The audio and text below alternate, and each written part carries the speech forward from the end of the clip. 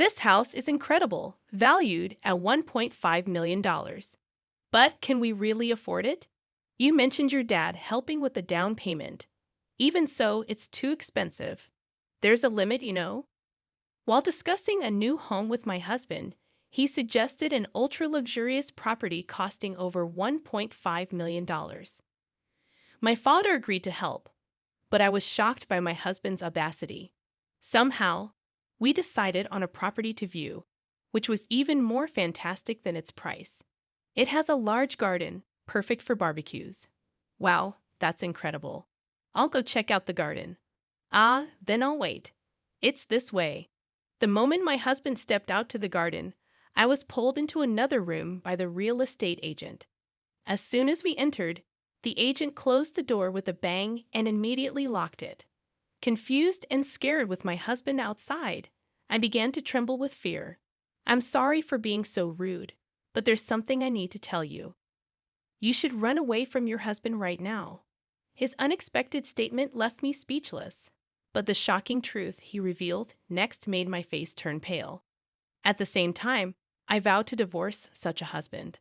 My name is Juliana, currently living with my boyfriend of 1 year. We've been dating with marriage in mind, known as a perfect couple among our friends. We're both over 28 but not yet married. Going out for drinks with friends might not be back until morning. But that's okay, right? I'll try to come back early, but if we get carried away, I might end up drinking all night. Once we're married, I can't do this, so let me have my last hurrah. Okay, all right, but don't drink too much and get wasted. I said this with a smile, sending him off. I really didn't want him to stay out all night and wished he'd come home on time. His words gave me the impression that we were close to marriage, and I couldn't argue with that. Still, lately, his frequent nights out have increased, and my dissatisfaction is not completely zero. Hey, I might get a rare day off soon.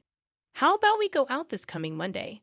Sorry, I have work, but you always finish on time, and we can go after that. I'd often work late, so it's okay. I have plans to drink with friends after work. Really sorry, there's still a week until next Monday, and he already has plans for a drinking party. It felt a bit unnatural, and I was concerned that he wasn't making much time for me. Lately, whenever I suggest going somewhere on the weekend, he always finds some excuse to decline. If he's free, he's either too tired and wants to rest or not feeling well. Of course, I appreciated his intention to marry me and understood his desire to have fun before marriage. I was trying to be accommodating, but it doesn't mean I want to silently accept being neglected like this. But you haven't been making time for me recently. Can't we do something? I promised to drink with high school friends I haven't seen in a long time, and everyone's coming to New York, so next time, okay. Well, when he puts it like that, I can't really say no. I knew I was being swayed by his persuasive words, but I had this fear that if I pushed too hard, I might upset him and jeopardize our marriage plans. So I didn't say much. I generally kept my emotions to myself, and even if I felt a little upset, I never became emotional. Being over 28, I think I was in a rush to get married. In hindsight, I should have been more discerning about my partner. Many of my friends were getting married, and I was fixated on the idea of marriage due to my age. By the way, what about us getting married? I want to live in a big new house after we get married, but we don't have much money yet. About that, if we decide to get married, my dad said he'd help with the down payment for a new house, so we don't have to worry about money. Really? Then I want to get married soon too. Seems like good timing, right? Really, I'm so happy. Although it wasn't a romantic proposal, if it even counted as a proposal, we decided to get married. For me, the fact of getting married was more important than the words of the proposal. I was just happy that we were going to get married. Finally, I was going to get married. I was relieved not to be left on the shelf. Of course, I loved him, so I was happy about marrying him. But I also felt a sense of security in acquiring the status of a married woman. So, I brought some brochures for new homes. How about this one? If we're getting a substantial down payment, we should buy a nice house. These are all over $1 million. Isn't that a bit too expensive? But your dad's putting down a significant amount, right? And your dad's a corporate executive. He's loaded. He'll splurge for our wedding gift, so this amount should be fine. Since we decided to get married, we immediately started looking for a new home. But it was around this time that his personality started to change, or rather, he started showing his true colors. Once I told him about my father's offer to help with the down payment, he started focusing only on ultra-luxurious properties.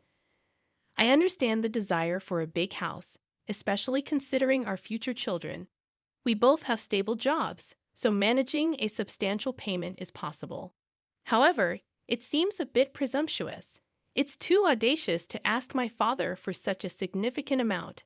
I think we can afford it, but it's not just about the money. It's too much to ask of my father. Wait a minute, are you saying your dad is more important than me? He doesn't spend much and has saved up a lot. We'll eventually inherit it all when he passes away, so it's better if he uses it now. He wasn't wrong. My dad isn't the type to splurge, and he does have substantial savings. But that's not the point. It's incredibly disrespectful to my still healthy and active father and just too presumptuous. He wasn't like this before we got married. What happened to him? It's like he married me for my father's money. You didn't want to marry me but my dad's money, right? That's not true. Don't get me wrong. We might have kids in the future, and we need space for your parents' care. That's why I want a decent house, right? Don't worry, it's not about the money. Indeed, his points made sense. If we need space for future children or my parents' care, a bigger house is better. I should first consult my father. It's his money after all. It's not right for me to decide everything. After hearing his opinion, we can move forward with specific plans. That's what I thought as I decided to contact my father. So we're looking at some expensive properties. What do you think? You don't have to worry about us, but if you think about future children, living in a spacious house might be better. And if it makes my darling daughter happy, I'm willing to do whatever it takes. My father said this with a smile. Truly wealthy people don't even flinch at such things. Maybe I was worrying too much. Maybe it's okay to go for an expensive house. Seeing my father so relaxed made me think that, but I still felt it was too much to ask of him. However, it seemed my husband got carried away with my father's words and started bringing even more luxurious properties. This property is amazing. It's worth $1.5 million. Wait, we can't afford a place like that. But didn't you say your dad would help with any amount for the down payment? If that's the case, there's no problem. Even so, this is just too expensive. There's a limit, you know. Realizing there was no stopping him, I picked a few properties that I liked and decided to view them immediately. House viewings aren't usually this rushed, but if I left my husband to his devices, he would surely keep bringing higher-priced properties. Moreover, since we got married, he's become really greedy about money, and I couldn't control it alone. Not just that, his emotional state had become unstable recently, and any slight criticism would come back tenfold. So I really wanted to find a property we both liked quickly. All right, we'll go for a viewing tomorrow at 10 o'clock a.m., don't forget. Okay. All right, I'm heading out for a bit. Going out now. Where are you going? It's early tomorrow. Just for a drink? A friend invited me. Going out for drinks now. It's already past 10. Pam, we need to leave the house by 8:30 a.m. tomorrow for the viewing, meaning we have to get up around 7 a.m., and he's going out for drinks now. He'll probably come back late at night, and I wonder if he'll even wake up on time tomorrow. But if I say anything more, he'll just snap at me. Knowing that, I had no choice but to see him off. Really, he lacks common sense as an adult. He wasn't like this when we were dating. Was marrying him a mistake? I've been thinking that more and more recently. Please wake up. It's time. We'll be late if you don't hurry. The next day, as expected, he wouldn't wake up, no matter how many times I tried.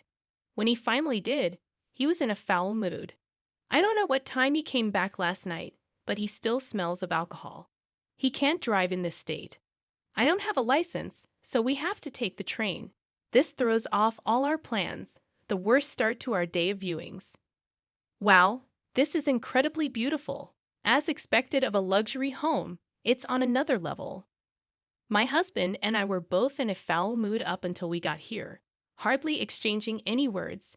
But once we stood in front of the property, all that grumpiness just vanished. It was considerably larger than it looked in the photos, and above all, it exuded luxury.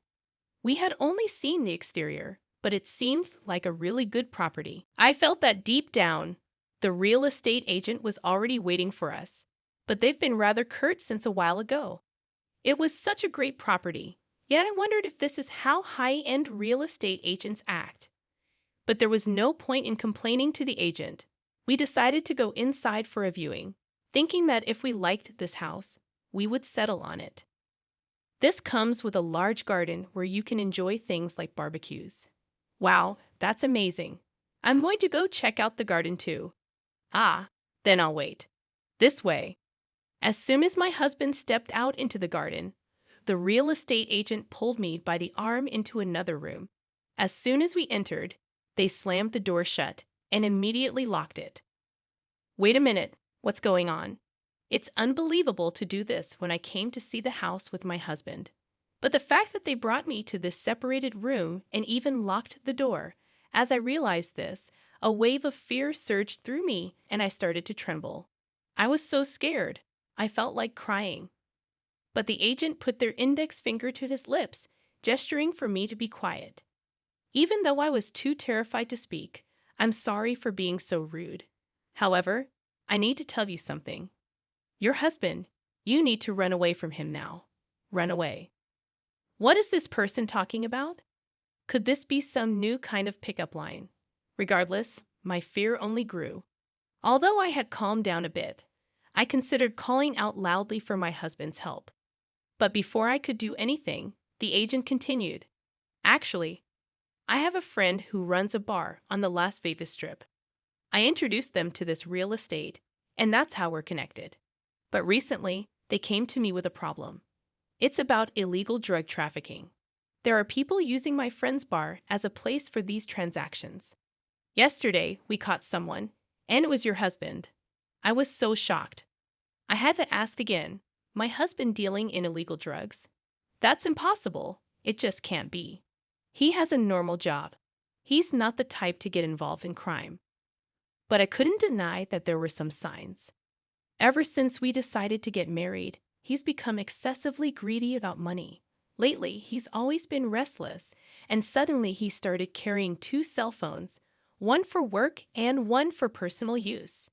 Even yesterday, he went out for a drink all of a sudden, even though he was ready to go to bed. Could it actually be true? It's a coincidence, but I can't just ignore it. It would be a huge loss for me if my property were used for a crime. That's why I'd always keep an eye out. My friend caught him yesterday, and we have evidence. After saying that, the agent opened the door leading me back to the living room. Just then, my husband entered the house from the garden. Where have you been? I was just explaining the kitchen system to her. It's an important element for the lady of the house. Aha, I see. Do you like this property? Yeah, I think it's a great place. My husband was happily chatting with the real estate agent. But could this really be the demeanor of someone whose crime was exposed just yesterday?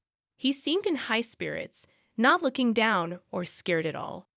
But I couldn't believe the real estate agent was lying. For now, we decided to go back home, and then I immediately contacted the agent. Hello, I'm waiting at the cafe near the station. See you there. That evening, I told my husband I was going shopping and met up with the agent. Maybe the agent was lying, but my husband's recent behavior had been really odd, and it wouldn't be surprising if the agent's story was true. Did you bring the evidence? I haven't shown it to the police, but if you want to take it to them, go ahead. We just don't want an arrest happening on our property. Then the agent showed me several photos as evidence. My husband had really been involved in a crime. I didn't understand why. Was it for money, or was he involved himself? But I couldn't stay with a criminal, and I would never forgive him. I took the evidence and went straight to my husband. Oh, you're back. It's late. I'm hungry. Huh? Hungry? Well, enjoy your last meal in the free world. Wait, why are the police here? I was scared of what he might do if I told him I wanted a divorce and was going to the police. He had become more aggressive lately, and I felt genuine fear. So I submitted photographic evidence to the police and went home with them. Seeing the police, my husband was shocked and trembling, but he couldn't run anymore. I can't believe you were committing crimes. That's despicable. And to think you were going to make my dad pay the down payment for that fancy house. You're finished as a person. What's going on? Explain this to me. What do you need explained? You see the truth right in front of you. You were selling that weird stuff, weren't you? He was silent, but seeing the police and hearing my testimony, he must have realized there was no escape. As he became almost hyperventilating, his eyes wide open, he charged at us. I was frozen, but the police who were standing by quickly subdued him. Hey, let me go! Hey, you! You're under arrest for the current offense. Even if I wasn't physically hurt, the crime was established the moment he tried to harm me. Plus, he had grabbed a rod-like object from a shelf and was swinging it around. There was no excuse for not having violent intentions. To think I was living with someone like you, it's truly the worst. Just disappear from my sight right now. You're going to pay for this. I'll make sure you regret it. Was that a threat to me? He was oblivious that if he continued with this abusive language, he'd only be adding to his crimes. Ignorance is indeed frightening. But then again, someone who knowingly commits a crime probably doesn't think straight. After that, my husband was taken away by the police, and I just collapsed in relief. I was really scared when he glared and charged at me. I didn't know what would happen. I'm so glad I had the police with me. I immediately called my parents, and they came over to the house. Are you okay? I am fine, but I was so shocked. I never imagined he would. It's good that you're unharmed. My parents were genuinely concerned for me, and I realized how lucky I was to have come out of this dangerous situation unscathed. But I had no idea. I never thought he would do something so terrible. He won't be in prison forever. Let's talk with his parents first. There's the divorce and future arrangements we need to have a discussion. True, under American law, getting caught with drugs doesn't mean decades in prison. He might hold a grudge against me. If that's the case, I'd be too scared to live. I wasn't sure how his parents would react, but I had my parents with me, so I felt safe. We decided to have a talk. So that's the situation. I'm so sorry. Our foolish son, how can we ever apologize? Please accept our apologies. No amount of sorry can erase the crime, but please take this as our apology. I braced myself for their resentment, but his parents apologized to me. Of course, it wasn't their fault, and they didn't need to apologize this much. I hadn't been physically harmed after all. But seeing his parents so earnestly apologizing, I couldn't help but wonder how such decent people ended up with a son like that. Please lift your heads. You don't need to apologize. We're here to discuss what's next. We'll ensure he never comes near you again, even after he's out of prison. I promise you that. And it's not much, but could you accept this? They said, almost crying for the sorrow and pulling an envelope from their bag. It was thick, likely containing about $100,000. Wait a minute, what's this about? I can't accept such a large amount of money. We know it's not much, but consider it compensation. What he did brought you a lot of trouble. Please accept it as a token of our feelings. But I didn't want to dismiss their gesture. Still, it felt wrong for his parents to take all the responsibility. He's going to prison to pay for his crimes. The trouble he caused me is a separate matter. As I thought about this, thank you for your kindness. However, as adults in society, we should take responsibility for our actions. If this money is to be my daughter's, please promise that you will let him pay back the entire amount to you after his release. Of course, we won't be lenient with him and will make sure he's properly rehabilitated. I'd appreciate hearing that. We're truly sorry. His parents, my former in-laws, apologized right until the end. It's so unfortunate that such good parents ended up with a son like that. However, they assured me they would handle the situation, so I decided to leave everything to them. I later heard he was sentenced to about 4 years in prison as the drugs he dealt were considered less severe. I was cautious after hearing about his release, but fortunately, nothing happened. It seems we're now leading separate lives. Then, unexpectedly, I got a call from his parents. You don't need to apologize anymore, but we think it's important to make amends. If you really don't want to meet, we'll understand. All right. I had almost forgotten about him in those 4 years and had started a new life. But his parents wanted him to personally apologize to me. I agreed, thinking it was a way of setting things right. I didn't want him to know my current address, so we met at his parents' house.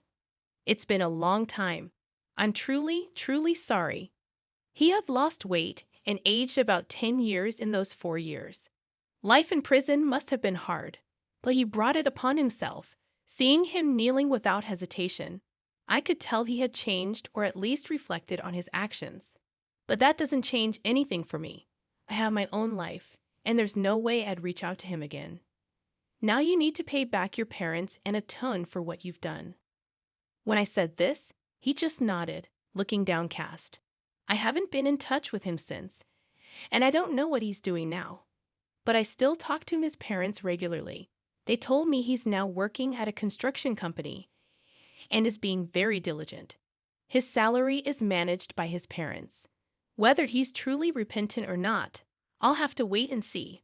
But for now, he seems focused on working to repay his debt without wasting money on himself. He might fall back into his old ways, but if he does, his parents will probably cut ties with him. It's up to him now. I'll just let him be.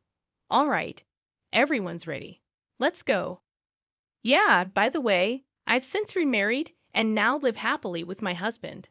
My parents like him too. We often travel as a family, and I'm building a happy home with my second husband. Of course, there might be big problems ahead, but as long as my husband doesn't betray me, I'll support him no matter what. Once you betray someone's trust, it's hard to regain it. Relationships seem simple, but they're more complicated than you think. My ex-husband must have learned this the hard way. I just hope to live a life I can be proud of, always considering those around me and not end up like him.